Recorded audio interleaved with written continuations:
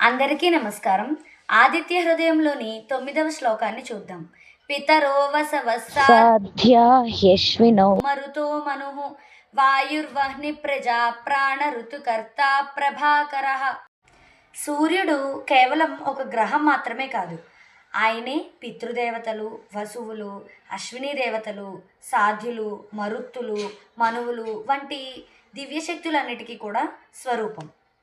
ఆయనే వాయువు, అగ్ని మరియు సర్వప్రాణుల యొక్క ప్రాణశక్తి.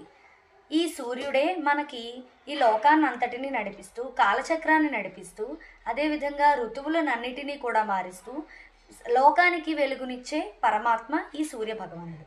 ఇది ఈ శ్లోకం యొక్క భావం. శ్లోకాన్ని మళ్ళీ ఇంకోసారి చూద్దాం. పితరో వసవస్సా సాధ్యా హ్యశ్వినౌ మరుతో మనుః వాయుర్వహ్ని ప్రజా ప్రాణ ఋతుకర్త ప్రభాకరః.